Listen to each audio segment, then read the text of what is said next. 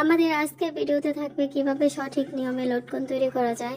তার জন্য আমরা প্রথমে যেটা নিয়েছি এটা হচ্ছে লটকন লাগানোর জন্য যে দড়িটা প্রয়োজন, সেই দড়িটা এটা দিয়ে আমরা তৈরি করব। তারপরে এখানে আমরা দুটো টুকরা কাপড় নিয়েছি। এখানে আমরা 4 ইঞ্চি পরিমাণ করে কাপড়টা নিয়ে নিয়েছি, লম্বায় 4 ইঞ্চি এবং চওড়াও 4 ইঞ্চি, অর্থাৎ দুইটা কাপড়ই সমান রেখে তারপর আমরা কাটিং করে নিয়েছি। এই দুইটা কাপড় দিয়ে আমরা দুইভাবে লটকন তৈরি করব। একটা হচ্ছে সঠিক নিয়ম আর একটা হচ্ছে ভুল, আমরা যেভাবে তৈরি করে থাকি।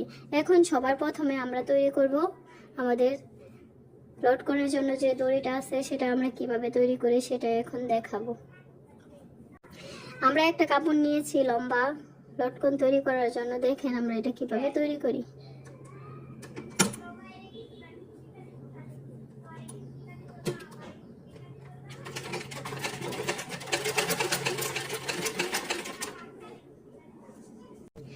লটকনের দড়িটাকে আবার যখন আমরা উল্টে নিব তখন এটা এপাশে আসার জন্য কিন্তু আমাদের টানার জন্য একটা সুতা আমরা দিয়ে নিব, যাতে আমাদের এই লটকনের যে দড়িটা আমরা লাগাবো সেটা যেন খুব সহজেই বের করতে পারি। তার কারণে এখানে দেখতে পাচ্ছেন সুতা, এই সুতাটা আমরা ভিতরে দিয়ে রাখবো যেন খুব সহজেই টেনে বের করতে পারি।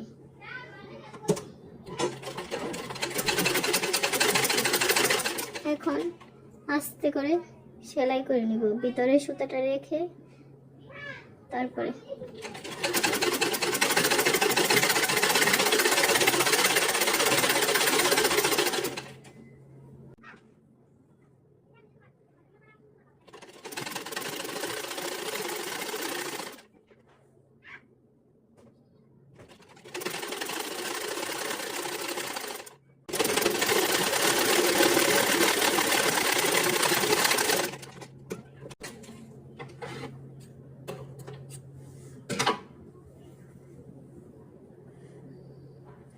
এখন এই পাশ থেকে আমরা এটা ভিতরের দিকে টানবো। এই মাথাটা ভিতরে চলে গেছে। এখন যদি এই পাশ থেকে আমরা সুতাটা টানি তাহলে কিন্তু এটা আসতে থাকবে আস্তে আস্তে।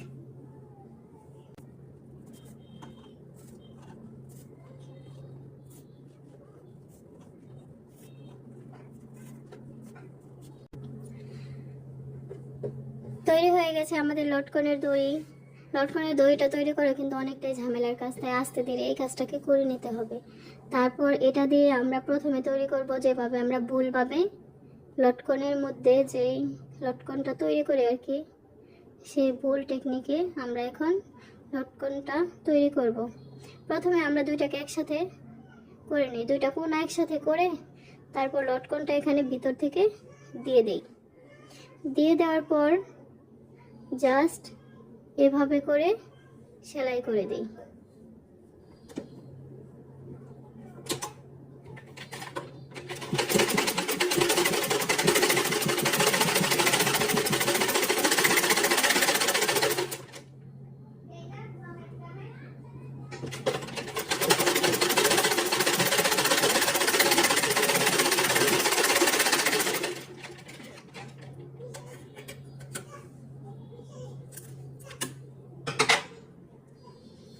আমাদের একটা লটকন কিন্তু তৈরি হয়ে গেছে, দেখতে পাচ্ছেন।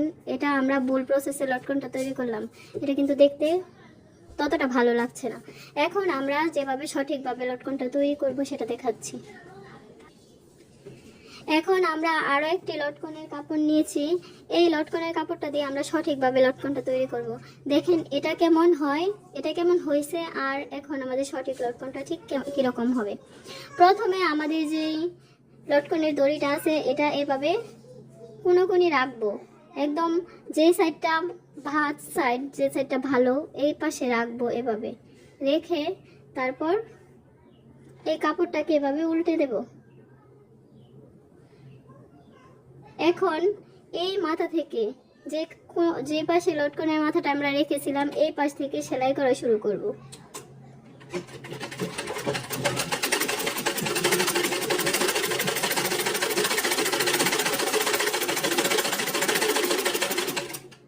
এতটুকু আসার পর আমরা এই পাশটাকেও বেশ অনেকটা সেলাই করে নেব।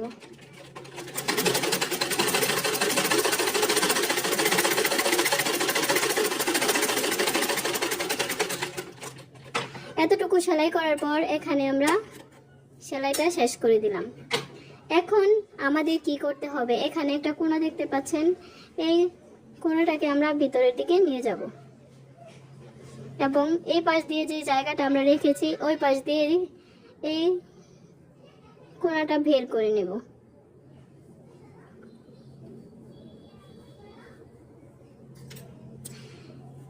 আমাদের এই কোণাটা বের হয়ে গেছে। এখন আস্তে আস্তে নিচের অংশটা উপরের দিকে টেনে নিয়ে আসব।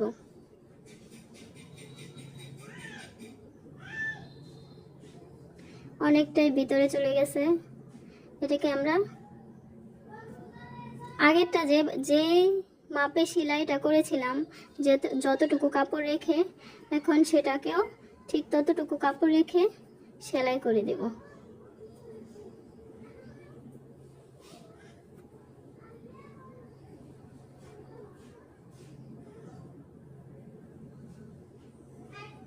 যেভাবে রেখেছিলাম ঠিক সেভাবেই এখন এই মাথাটাকেও সেলাই করে দেব।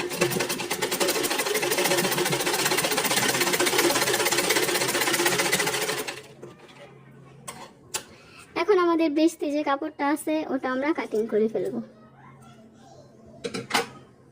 এখন আমরা এটাকে উল্টে নেব। এখন দেখেন আপনাদের কাছে কোন লটকনটা বেশি ভালো লাগছে। আমরা পরে যে সুন্দর একটা লটকন তৈরি করলাম, এই লটকনটা দেখতে ভালো লাগছে নাকি আগে যে লটকনটা তৈরি করছিলাম এই লটকনটা বেশি ভালো লাগছে? অবশ্যই আপনারা এই লটকনটা তৈরি করবেন না, এটা বাদ। আপনারা এই লটকনটা তৈরি করার চেষ্টা করবেন। এই লটকনটা খুবই সুন্দর, আর এখানে সুতো বের হওয়ারও কোনো চান্স নেই। এটা খুব সুন্দরভাবে একদম সেলাই হয়ে গেছে, উল্টো পাশ ভেতর পাশ সবটা পাশে এটা সুন্দর। যদিও এখানে যদি এই ছোট্ট ছোট্ট সুতার কাজগুলো থাকতো তাহলে আরও একটু ভালো লাগতো।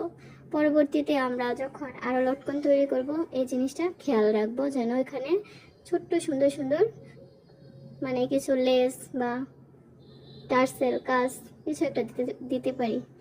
সবাইকে অনেক অনেক ধন্যবাদ। আমাদের আজকের ভিডিওটা এই পর্যন্তই। সবাই ভালো থাকবেন। আসসালামু আলাইকুম।